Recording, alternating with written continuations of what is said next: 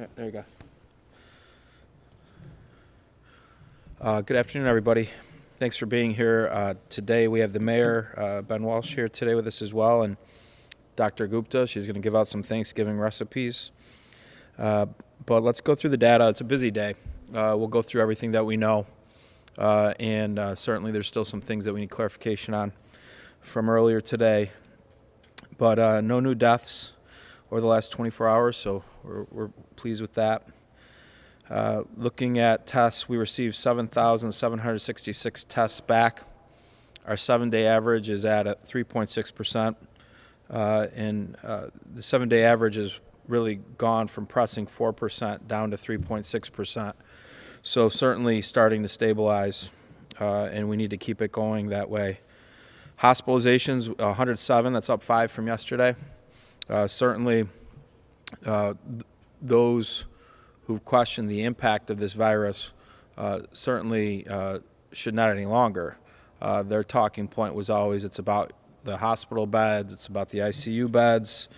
Well, we have high hospital bed usage, we have high ICU bed usage. We get an update daily now on that, and certainly we're not at a critical measure at this point. And there's certain hospitals that have more capacity than others based off of the type of calls that they're getting and the type of procedures they have to perform. But overall, it's something that as a community we should be concerned about, and we are. When you look at overall cases, we now have 9,009 cases since March 16th. That's up 199 since yesterday. That's a daily positive rate of 2.56%. Again, that's a good positive rate where we've been. We'll see if we can stay in that range this week at all. Hopefully we'll have a couple days in that range. When we look at the 199, there's 35 cases related to higher ed, 28 cases related to K through 12. Again, a K through 12 case is reported regardless of your child is sick going into school, or if you are a worker and you never go into work that day. If you work in a school building and you become positive, you're going to get reported into this data. That doesn't mean that there was 28 different quarantines driven from each case. Looking at the breakdown, again, 86 community spread, 4 travel, 7 senior facility, of which 5 of them were staff, 112 still being investigated. We now have 1,800 active cases. That's up 8 from yesterday, which means we had 191 recoveries, so we're very happy with that. Looking at the cases, who they've impacted by demographic, 4,831 female, 4,166 male, 1,321 under 19, 2,190 in their 20s, 1,257 in their 30s, 1,066 in their 40s, 1,237 in their 50s, 854 in their 60s, 509 in their 70s, 371 in their 80s, and 204 in their 90s. Going over our testing sites that we partner with for symptomatic exposure, we want you to go where we manage the regional market F-Shed location Monday through Friday. Again, if you're symptomatic and you can't pre-register for an appointment there, you can go to the Syracuse Community Health Center, Krause, Upstate, your doctor's office, St. Joe's. There's other sites available. Again, we ask you to pre-register. That's how we can get to more people. If people are pre-registering, at less time per test. How do you pre-register? There's 2 types of tests going on here, symptomatic. One's related to K through 12. That's the saliva test. You pre-register for that at mychart.upstate.edu. Again, this is a popular test for children. It's not your full-blown nasal swab. It's a saliva test. So again, there's a little bit, you never get right in the next day. You need to pre-register. We do have symptomatic testing for anybody.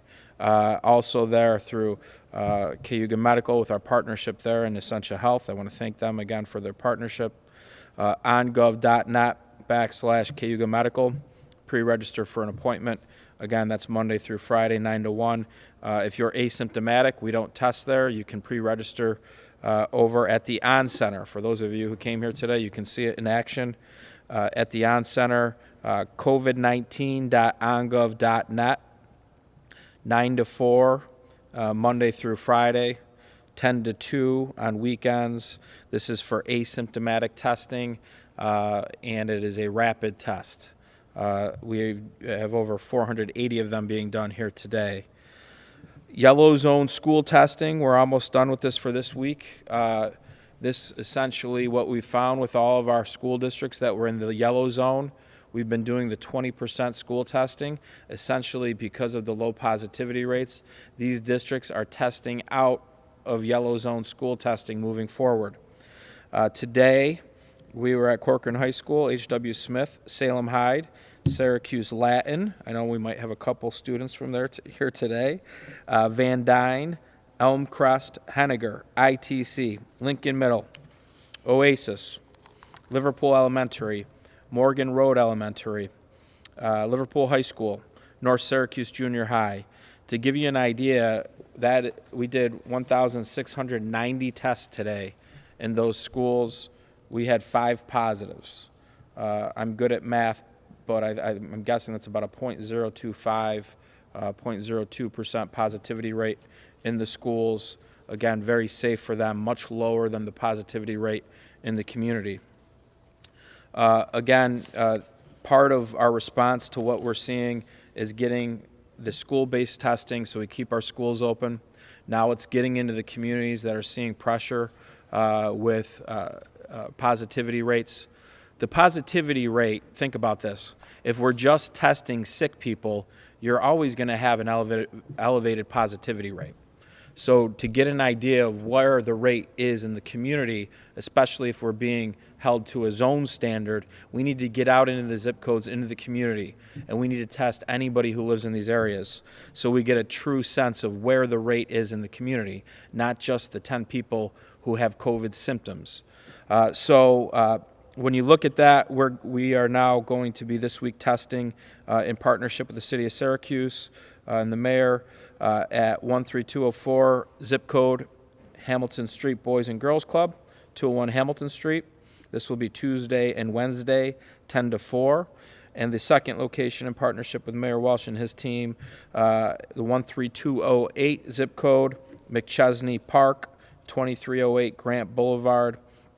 Again, these are for residents of these zip codes for Tuesday and Wednesday.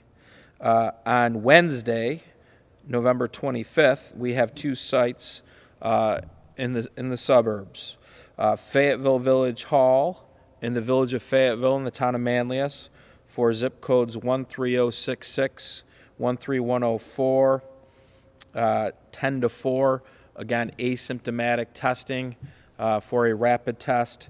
And then in the town of Cicero, the North Syracuse Community Center, 13039, again on Wednesday from 10 to 4 for that testing as well. We are going to have the pre-registration for the appointments on our covid19.ongov.net link. We'll be doing each day about 150 appointments per site each day. So this is phase 1 of that. Next week we'll expand this or move it around depending on where we're looking at these other zip codes. We'll work with the city and we'll work with other zip codes in the towns that are having challenges. I'm going to bring the mayor up here in a minute, but again, obviously the big news today is parts of the county transitioning. We have parts of the county transitioning to a yellow zone. We have parts of the county that have transitioned to an orange zone. The mayor and I were on a phone call with the state.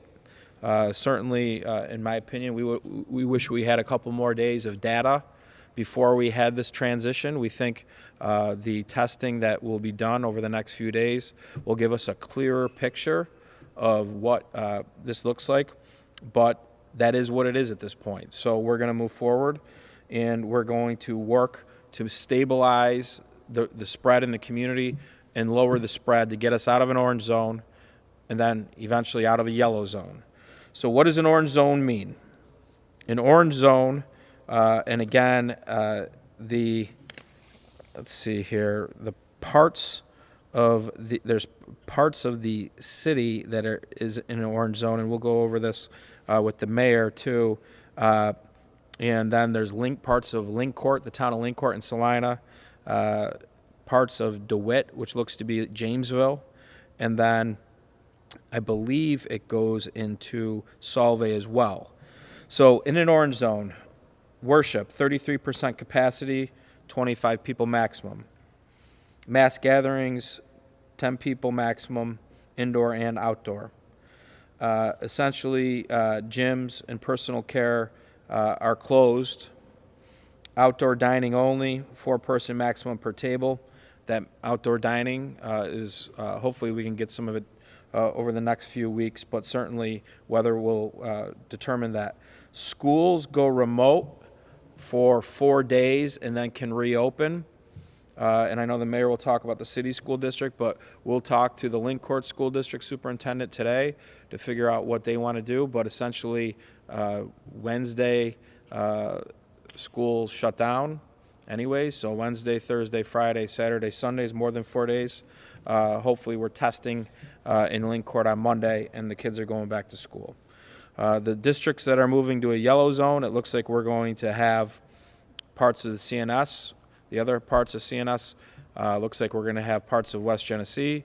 It looks like we're going to have Manlius. It looks like we'll have parts of Jamesville DeWitt going into a yellow zone. We'll set up the necessary testing to continue the in-person learning like we did for the other districts.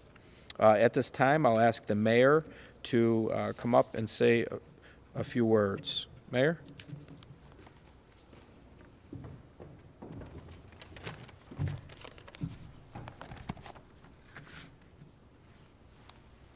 Thanks, County Executive. Good afternoon. I just wanted to touch on a few points that the County Executive spoke to. The fact that most of the city of Syracuse is in an orange zone is obviously very disappointing. I chose our conversation with the governor's office today to focus on a couple points that I just want to touch on here. First is schools. As you heard from the County Executive, we have been testing in schools, including in Syracuse City schools. And the testing has gone very well. It's gone very smoothly. We've had our firefighters in there helping out with county staff, and the numbers are good. And so we're very encouraged by that. We want schools to stay open. That is what's in the best interest of our young people, as long as it continues to be clear that they are not sources of spread. And up to this point, the data suggests that they are not.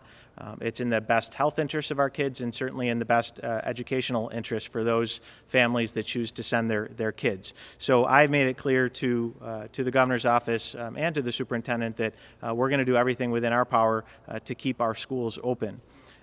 As the county executive mentioned, the fact the timing is actually good for schools, in that after tomorrow in the Syracuse City School District, they're closed the rest of the week, and they don't have to be closed for 4 school days, just 4 days. So we actually have 5 days until Monday. We have some follow-up conversations scheduled with the state to clarify some of the testing requirements, but I've told Superintendent Alisea to prepare for being back in school on Monday. That's the goal. That's what we're going to work towards. Additionally, we heard about some of the businesses being impacted by the orange zone. Again, we all pride ourselves on being data-driven. And clearly there have been some businesses where we've seen issues of spread, particularly at bars and some restaurants. But a number of the other businesses included as non-essential in the orange zone that must close, namely salons, barbershops, gyms, fitness centers, it does not appear have been significant contributors to spread. And so I asked the governor's team to reconsider whether or not those businesses should be considered in the orange zone for closure. I think that's worth exploring. We've been at this for a long time. We have a much better sense now than we did at the beginning of what does contribute to spread and what doesn't. And while we always are going to prioritize health and safety, we want to be smart about it, and we want to minimize the impact on our young people and on our businesses. So that's the goal. As a reminder, as the county executive said, we have testing in 13204 and 13208 starting tomorrow at the Boys and Girls Club at Hamilton Street and at the McChesney Park Magnarelli Center up on Grant Boulevard. We encourage those living in 13204 and 13208 to take advantage of that asymptomatic testing. As we head into the holiday, I don't think there's any other way to say it. It's been said many times, but now is the time to be safe. There will be future Thanksgivings, there will be future holidays, and so everyone heading into Thanksgiving, I encourage you, I implore you to be safe. Wherever possible, just celebrate with those within your household. Do it for yourself, do it for your families, and do it for the young people that we want to see continue to be able to go to school and learn. With that, I'll turn it back over to the county executive, and I'll be happy to answer questions at the end. I want to thank the mayor for his partnership in this process. It's been a long run here. To give everybody a macro picture on kind of where we see things, and we'll bring up Dr. Gupta to highlight a couple concerns that she has, is we go into a yellow zone when cases are increasing 90% week over week. Now, from week 2 in November to week 3, we've somewhat flattened that caseload. Cases increase less than 9%. Where if you look at the increases across the state, that's better than average. Our positivity rate is stabilized and inching downward. So I feel like we've made up some ground here, but there's a lot at risk. And to the mayor's point, with what we have in front of us, a lot of the pundits, a lot of the experts in the medical community, epidemiologists, are all suggesting that we are going to have a tough go at it if we don't quickly change our behavior going into what normally is a time where we enjoy each other's company and are getting together in a very large way with Thanksgiving. I think this community is ready to defy the pundits and to do the right thing. We're going to modify our gatherings. We're going to learn from what we've been going through for the last 7 or 8 months so that we won't see the Halloween surge happen again, and so that our hospital rates can stabilize. And that's what this is about now, folks. It's about making sure that our sick in the community, not just COVID-19 patients, can get into the hospital and get the care they need. The car accident, the heart attack. And we're at a point with hospital numbers where we never got to the point where some of our peers throughout New York State in the first wave. We don't want to get there in the second wave. So saying that, I want Dr. Gupta to come up, and Doctor, come on up and share some thoughts with us.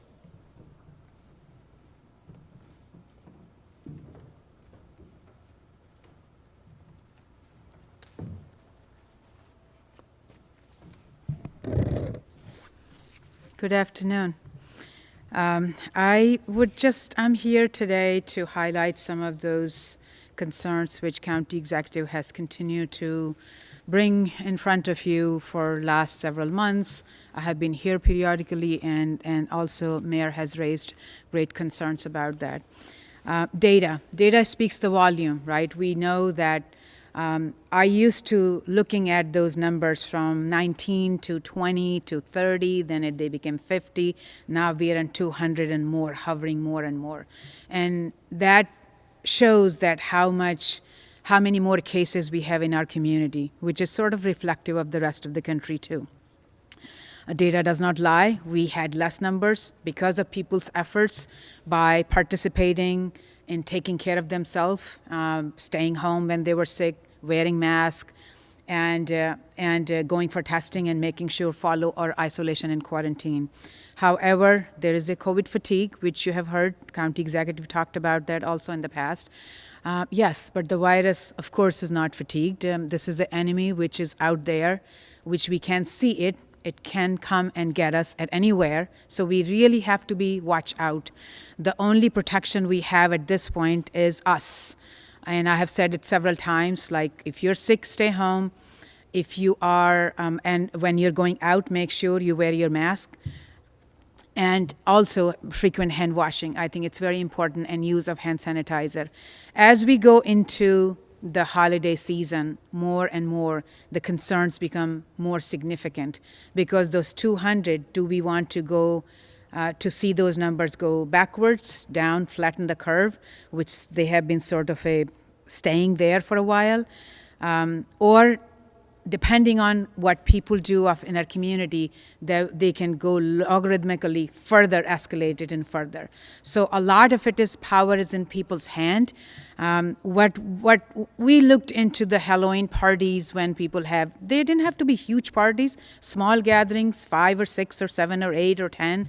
And if people are not being careful about who they are associating, who they are sitting down together, those small gatherings can escalate into further, because these same people go to work, you can imagine, and then they continue to spread to their friends and families. And we have seen people lost their lives, which is so unfortunate. This is what we have seen in our increasing hospitalization rate at this point, more people in critical care, and we have reported more deaths on a regular basis again, which is unfortunate, which we don't want to. So my biggest ask at this point will be, as we are going into Thanksgiving and Christmas in next few weeks further, is please just pause and make sure you think of today, enjoy your friends and family, and think of the next year, how good that would be. There's so much hope at this point. Other than which we didn't have any treatment. A treatment has been approved. Vaccines, you are talking 3 vaccines are on the horizons from 3 different companies, which have good efficacy. There is a hope, and that's what we need to think of as we go into Thanksgiving. Yes, you will have less gathering, less friends and family at this point. You are going to feast. Of course, I am planning my whole feast the way I always did. But I will have my daughter and my husband and 3 of us. My one daughter is not going to be coming home. My niece and nephews who used to come, I told them not to come. We will do some Zoom meeting. That's fine. That Zoom call and Zoom gatherings, and we'll just hang out together. But they will be next year. And the reason I am asking it, that's something. And my in-laws, I told them not to come. This is important. This is important to me. I'm a cook, I'm a mother, I'm a daughter-in-law, and it's just very hard. I get it. But I want them to be good next year. So I'm asking everybody to do the same, because we don't want to see empty chairs. You have heard that phrase. So I'm asking everybody to take time to see how do they want to celebrate their holiday for next year, by making sure that when you go out even shopping with your friends and family, use your mask. Don't leave home without mask. Make sure if you're sick, don't go to work. If you're feeling you could be sick, or sense of kind of not sure that if you have been exposed, get tested. There's so much testing available in our community. That's how we find the cases, and that's how we quarantine. That's what I wanted to come and tell you, that I see the data at the back end. The workplaces are doing everything in their power to keep their workplaces safe, whether it's a school, whether it's a manufacturing, whether it's a restaurant. There are people bringing those viruses towards them, whether it's a worker, whether it's a customer. So it's individual responsibility. At the same time, the public health non-pharmacological intervention we call hand washing, stay home, use your mask, and just take responsibility that you want your loved one next year. And there will be vaccine soon, and we will be talking about more and more vaccine in the future. So stay tuned, more good news. So there's a hope as we go to the end of this year. So thank you. Thanks, Dr. Gupta. And to that point about a vaccine, we've already put forward plans. Dr. Gupta and her team have put forward a vaccine distribution plan to the state. We've been on calls with the CDC, calls with the governor's team, and certainly the administration in Washington, D.C. at the White House, as well as reaching out to counties as well. So this is real, but it doesn't mean we don't have a fourth quarter to play here in this pandemic. And so we need to finish strong. Saying that, we'll take questions. Ryan, when do the orange zone restrictions start? So for businesses, they start on Wednesday. So we're getting clarification, but we believe that means Tuesday at midnight, Wednesday. And then schools, obviously, the schools aren't in session Wednesday anyways. So that's going to start that 4-day period of time for the orange zone schools. So potentially the schools don't miss any time. Correct. What we're working out is there's two districts really, three. The Solvay, some buildings in Solvay School District, the Lincourt School District, and then the City School District. Lincourt is a very small district. We'll be able to do that testing in a day if we had to test everybody.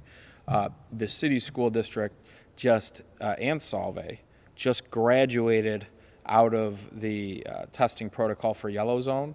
So we don't believe a new orange zone protocol makes a lot of sense. So we're working through that. Again, nobody's been in this boat before. So hopefully we'll continue a testing protocol in the city and Solvay school districts.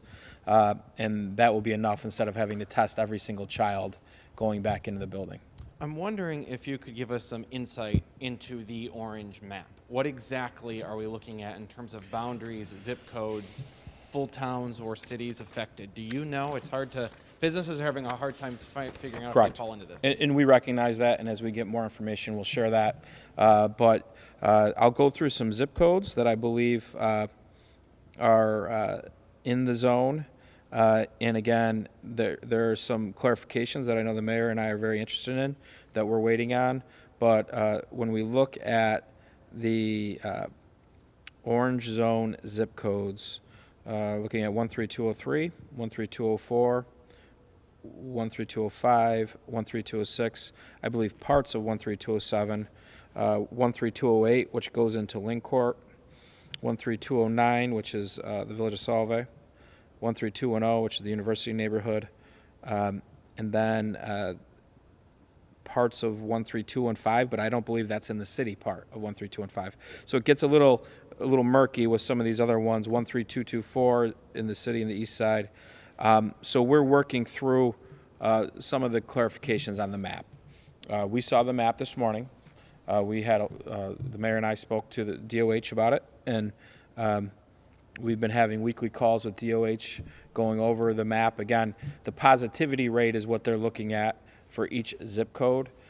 So sometimes when you have a zip code that is a big area, you might have a problem on one end, not on the other end, and it's very difficult to work through that. So that's why we're taking our testing approach into the zip codes to get a better sense of what's going on in the community and to see if those rates are true.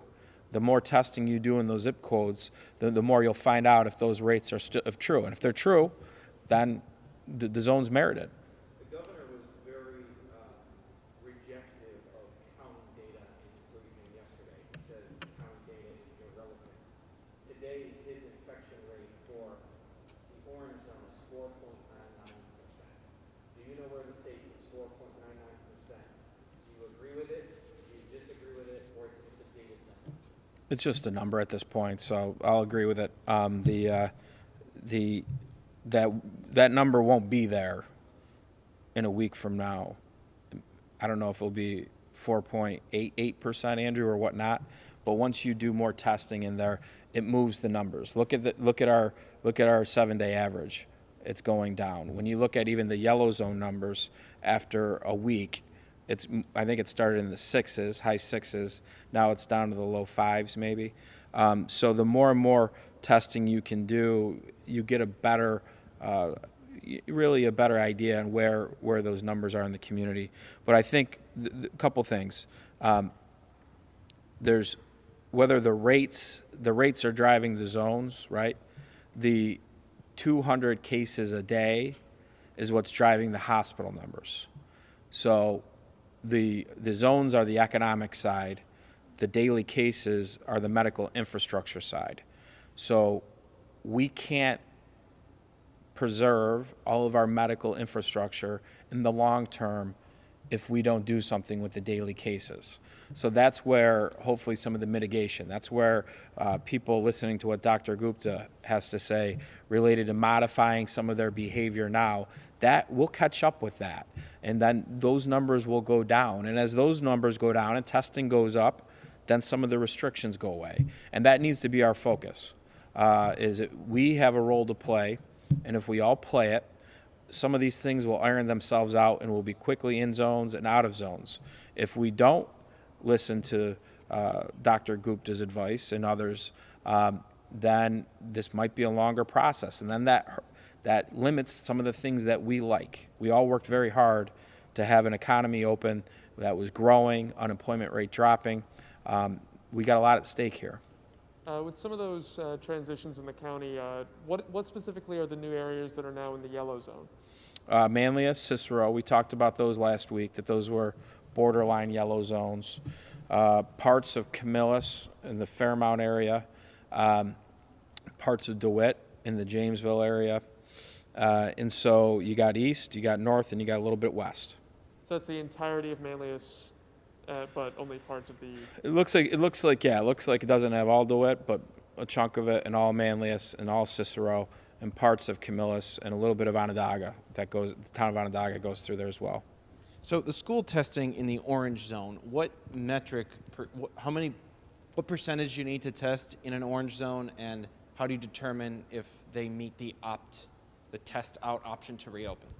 So my understanding is you don't get out of, if this was day one, school district goes into orange zone day one, we would test every kid for in-person learning.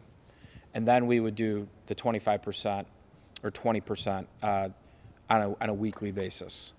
Now what's different here is we were in yellow, parts of yellow went orange. We already did the 20% testing, which once you prove the positive rate is lower, which it was very low, then you graduate out of that. So now we have districts that have graduated out of that going into a new zone, not because the school districts did anything wrong, it's just the general positivity rate. So we're getting clarification on that. Our hope is that we'll go forward next week, we'll continue just doing the 20% testing via all the districts.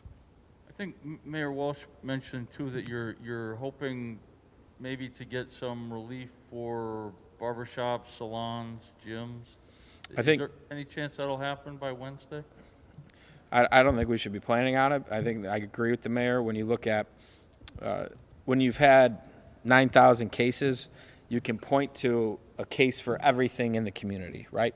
To the mayor's point, what isn't driving spread or clusters are those specific industries, where in the beginning the thought process was, when we were doing restart, the thought process was anywhere where you had people congregating, that would be more risk, so they would go later phases. That's why it took so long.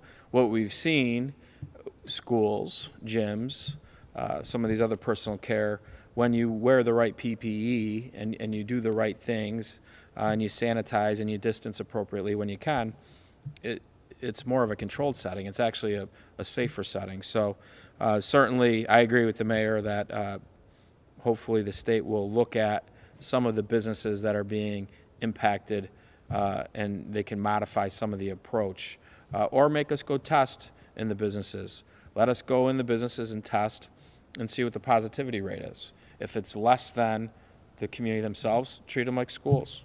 Do you have the infrastructure to test all those businesses and the schools? Yeah, we're doing asymptomatic testing here at the On Center, right, where people can sign up. We're going to the community where people could go.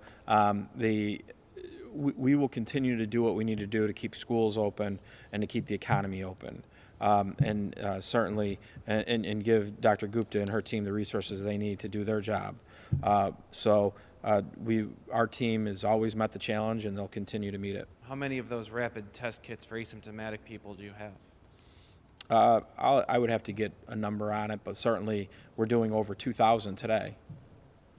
Destiny USA is in the 13204 zip code. What effect does the orange zone status have on Destiny USA? They actually have their own zip code, so I don't know what their zip code is not on our list. Their mailing address is 13204. But Yeah, I think we have, they actually have a physical zip code, much of it. I'm not sure how that breaks out, but certainly if they fall into that category, no in-person dining, no gym, no more haircuts. That doesn't mean you can't go shopping. So when it comes to these specific areas, how frustrating is it for you or for you, Mayor Walsh, to not really know from the get-go what specific areas are impacted or whether or not schools will be able to continue to operate without this new testing requirement? I'll talk and I'll let the mayor respond, but this is an evolving crisis, and you come into every day knowing that something's going to happen to you that day that you didn't expect. So that happened on Monday morning, and now we move on and we react and we try to get in front of it. Much of the zip code testing that we're doing now, that was in the works. That's why we were asking for a couple more days before we make this move, because we're already going to do this.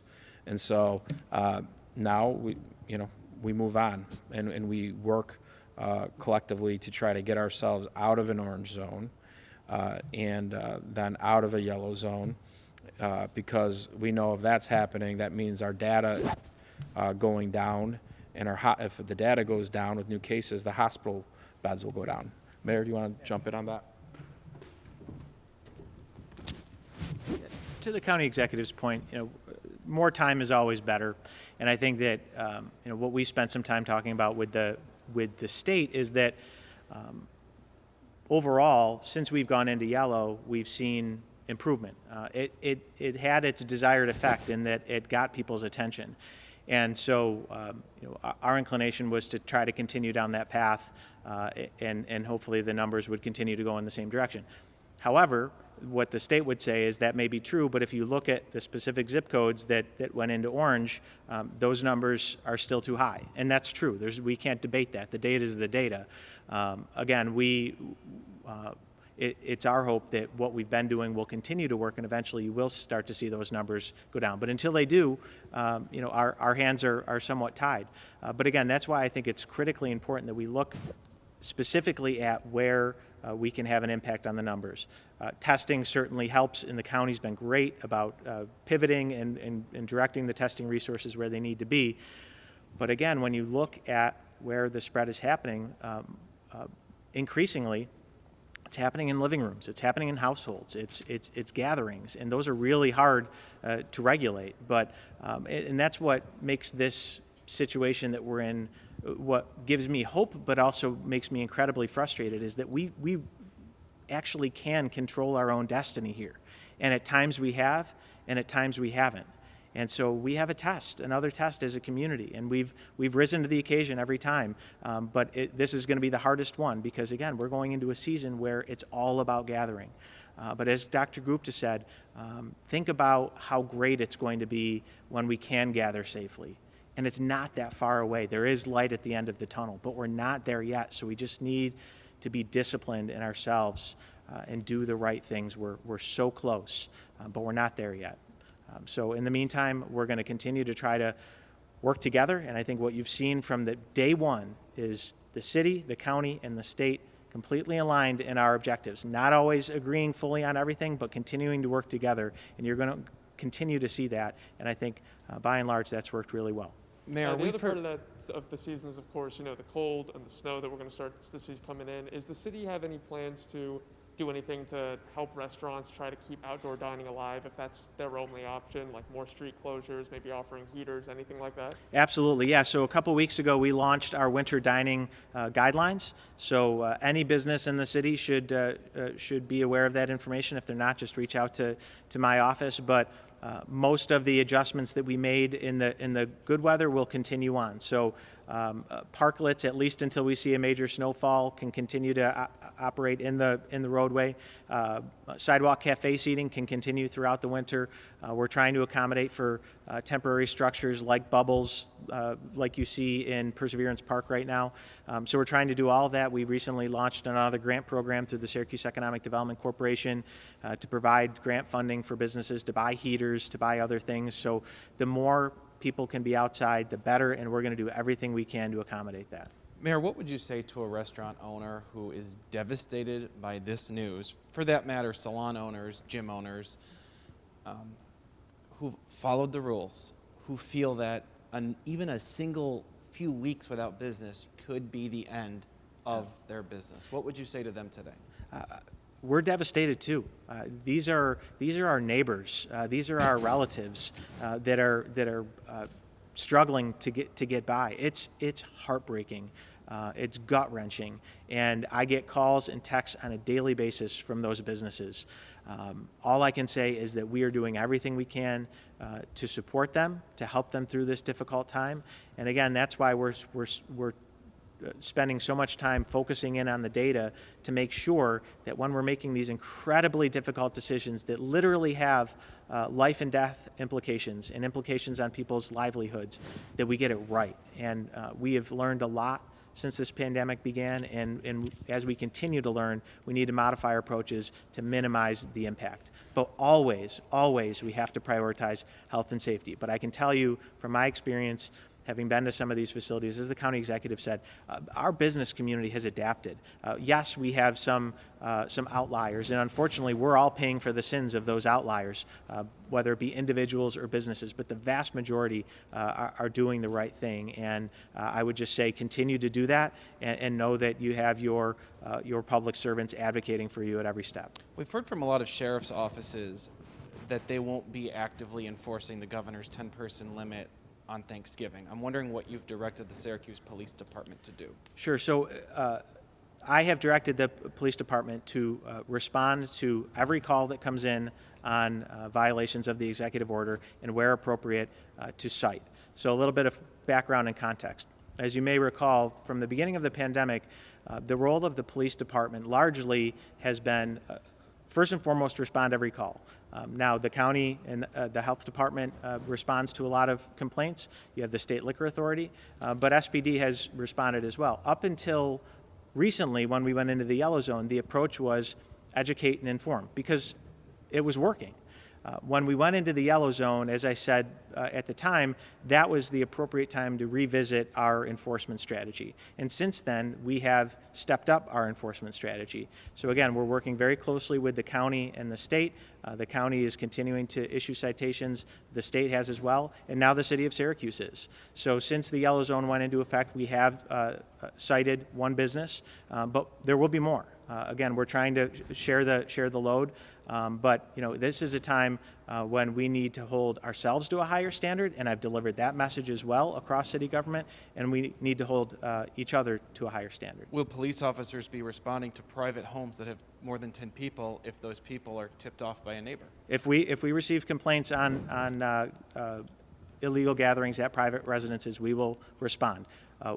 What we do will depend on the situation. If it's just somebody who doesn't like their neighbor and sees an extra car in the driveway, likely nothing is going to happen. But if we see blatant violations of the executive order, we absolutely are going to reserve the right to issue a citation. Question for the county executive. When it comes to hospitalizations, you had said a little earlier on, I believe a few weeks ago, that once we begin to get into the 70s and the 80s of hospitalization, that's when we're really starting to be in the red. How concerning is it that we're over 100 and are hospitals having to start looking at any different procedures as we move forward? Yeah, so we do an inventory of the hospital beds each day now with our emergency management teams and their emergency management directors. And so you're looking at upstate's 3 or 4 different buildings. You're looking at Krause, St. Joe's.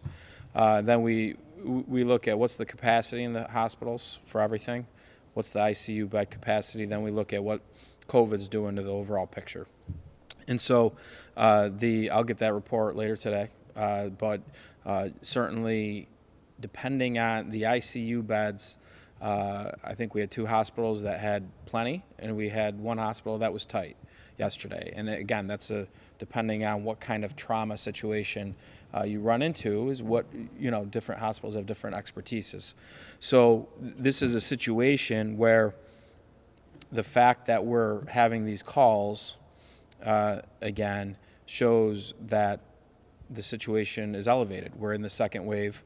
It's different from the first wave. We know more. We have strategies that we know worked first time. We implement them. But what we did not see the first time, and maybe it's just because we didn't have the testing, was the case levels, the high case loads. Now we're doing more and more testing, and we're finding these cases, but a lot of these folks are still getting very sick, and they're going into the hospital. The hospitals are better at treating the sick now.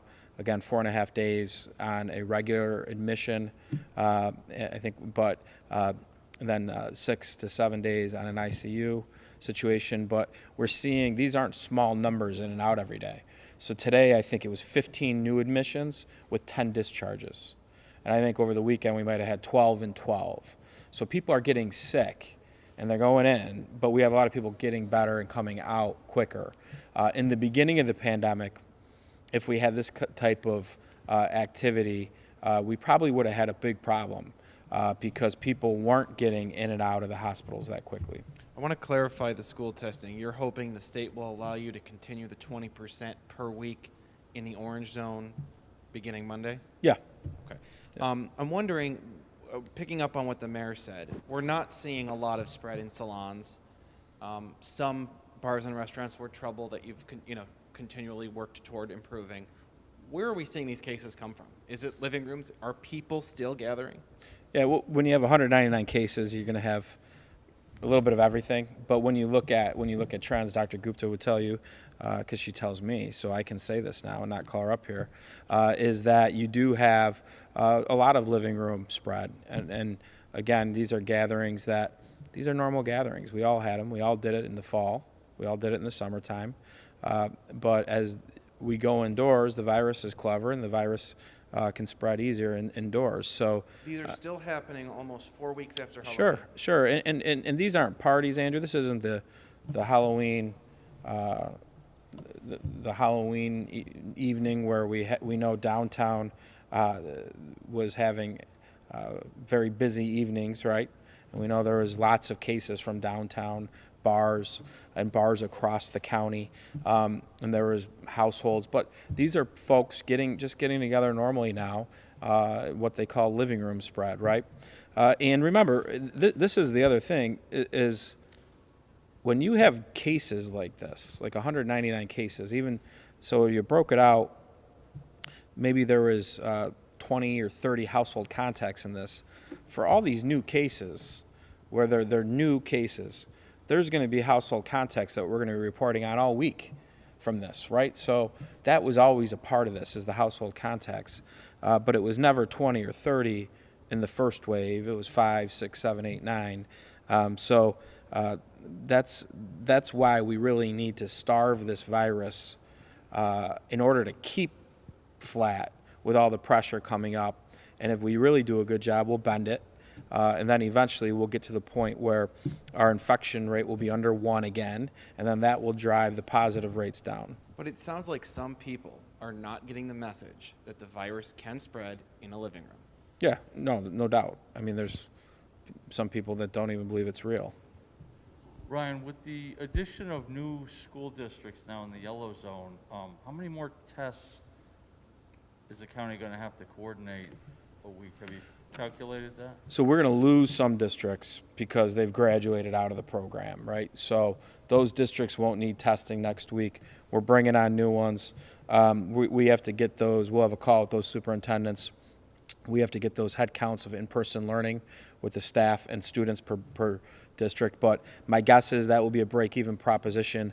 The big question is, will we have to test every kid from yellow to orange to let them go back to school? Because if that's the case, it will take a while. If we don't have to and we just do the 25% testing, then we can it'll probably be close to what we did last week moving forward. What we are doing more of, and we are building out more teams. We had 5 teams doing the testing. We are adding more teams so we can go out into the zip codes and get better samples in these zip codes to figure out where the positive rate really is. Is the state continuing to support you with testing supplies? I asked for a large number of them today. Hopefully we'll get the answer on that. What did you ask for? 50,000, Of the Binax? correct. Still on school testing, I know that, would you be able to please just list the specific school districts that you believe are going to be graduating out? And then I know that you're waiting for clarification from the state, but on that hypothetical that they turn around and say, we understand that you graduated out of the yellow zone, but we're in the orange zone now and we're going to just keep that as a blanket mandate. Do you think the county is going to be able to meet that demand, to be able to test everyone, especially in buildings as large as the ones in Syracuse? So what we'll do then, we'll talk with the mayor and the superintendent, and I'll share a conversation that we had when this all started, was that we wanted to make sure that elementary first, middle school second, high school third. I'm sure that would be the strategy we'd go for if we had to test every kid. We know having the kids in school, they learn. We know where they are, they're safe. We know they're getting fed. So there's a lot of upside for having the kids in school. And that will be our number one goal, is to make sure every kid that should be in school has that opportunity. It's not because of a government regulation.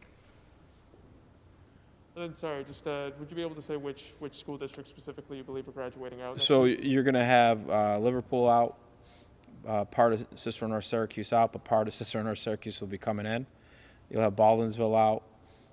You will have, who else was in our original? Solvay's still in, Lincourt's still in, the city will be in, East Syracuse will be out, but we're going to pick up some JD, right, in Manlius too. So it looks like you'll have Liverpool, parts of Cicero North Syracuse, Baldwinsville School District, and then East Syracuse Manoa will be graduating out because their positive rate is so low. And the city of Syracuse as well? Well, because they go to an orange zone, Solvay, Syracuse, and Lincourt going to orange zone, there will be testing. Our hope is that we're doing the 20% testing each week moving forward till we get them out of an orange zone back to a yellow. And then once they're back to a yellow, they should be all set. Ryan, are the lines of the orange zone clearly known now? There's some confusion in Solvay, for example, whether their entire district is in it. Yeah, I don't believe Lakeland is in it in Solvay, but they are not that clear yet, Tim. We're still there's still areas that the mayor and I both have questions on, so that we can give especially good guidance to the business community. School districts are easier to find. They got a couple buildings and they're going to land somewhere, but the businesses whose operations are in jeopardy, we want to be able to give them good information. Have they said, there's an online lookup tool, but have they said when that'll be updated, the state? Not yet. Other questions? Just lastly, I know that there was, seems to be some confusion over what zip code Destiny USA is actually a part of at the state level. But if we were to lose Destiny, how big of an impact would that be on, the county's slow approach to sort of gaining back some of the sales tax that it lost? So all these businesses in the hospitality industry, when they're limited, hurts our sales tax. Restaurants and hospitality, huge drivers of sales tax, top 5. So what you're talking about with these restrictions is gyms, barbers, nail salons, cosmetic, they can be open for selling their product but not performing their service. And then obviously there's no indoor dining. So if we'll have to look at malls. What does that mean? Does outdoor dining mean you can go in the canyon area and put seats down? I don't know. With the food court, we'll have to go through these. But essentially it looks like those businesses will be takeout only. So whether you're takeout only in Tipperary Hill or Destiny, if you had more people that wanted to go out to eat that day and they can't, and then they don't do takeout, we lose 8%, right? So all these decisions have an impact on the economy, the households, the unemployment rate, and then eventually your government's tax collections.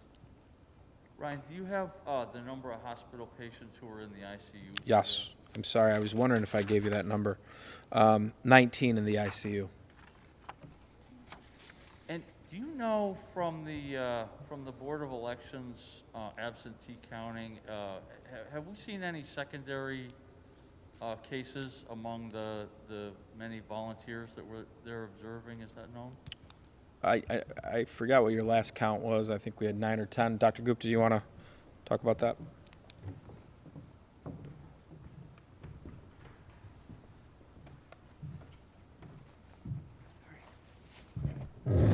So we have not,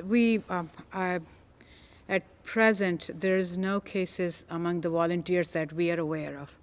All the cases are among the staff members, which I think you know, and we may, I don't know how, when was the last number you have?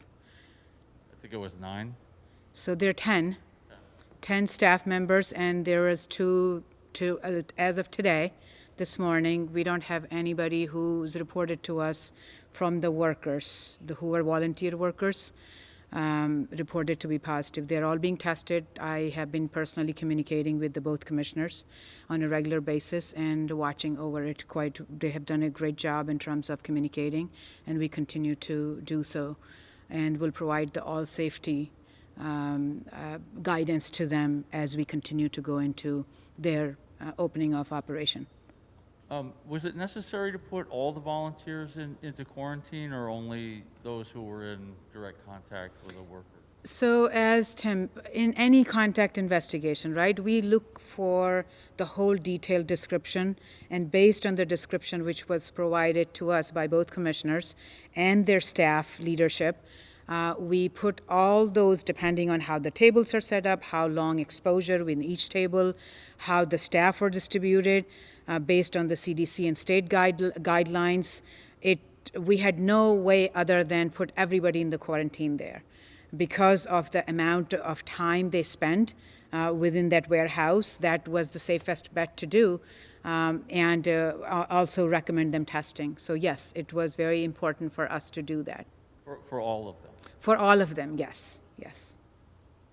Dr. Gupta, with the data that you talked about a little bit before in terms of, and both Mayor Walsh and the county executive were talking about where things have been spreading, whether it's downtown or in the living room.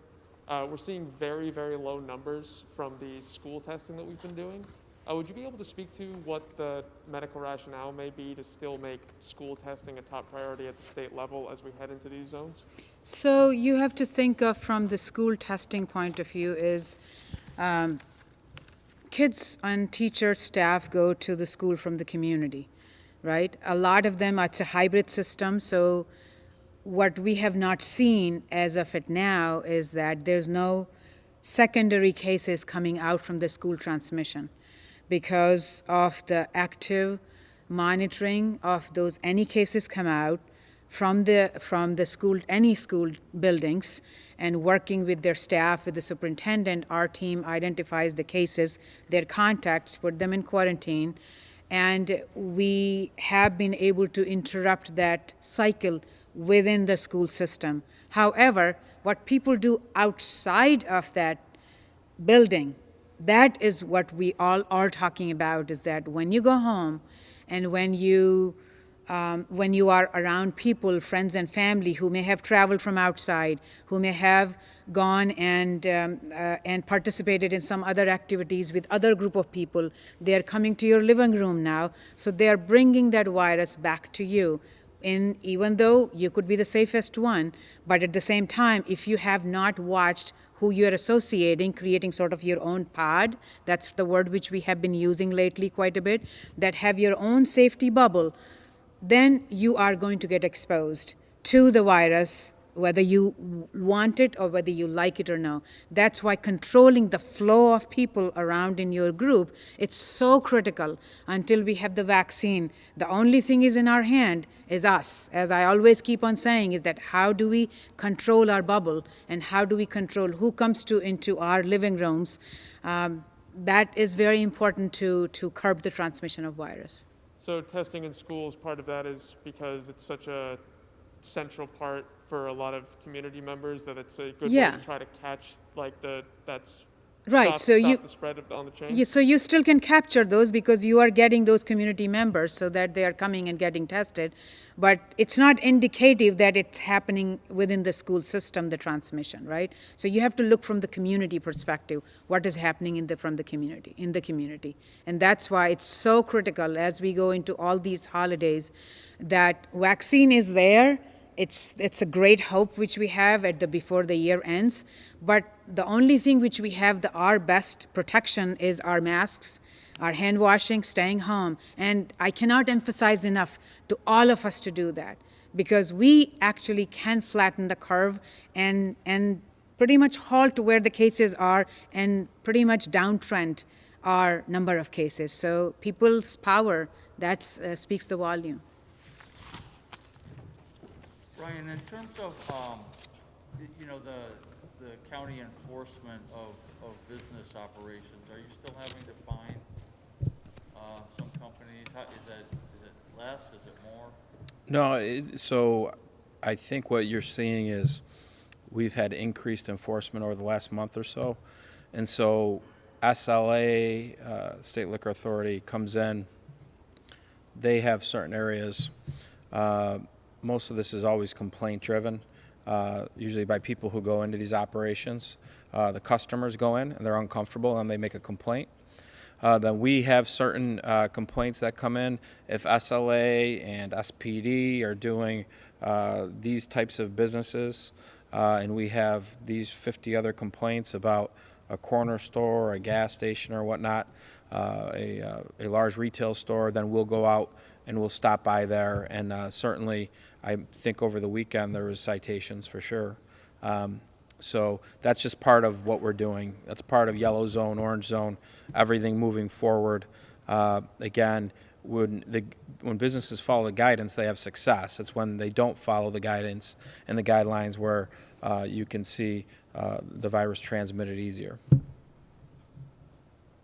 Mind you, all these businesses, this is the one thing too, sometimes people say, geez, you're anti-business because you'll find somebody for not following all the rules. All these businesses signed they attested to the state of New York that they would follow these rules. So we've been giving out warnings and warnings and warnings. Now you can't give out warnings anymore, right? So they made a promise to the public and to the state that they would follow the rules. So they're the ones who aren't living up to their end of the bargain. Anything else? I want to thank the mayor and Dr.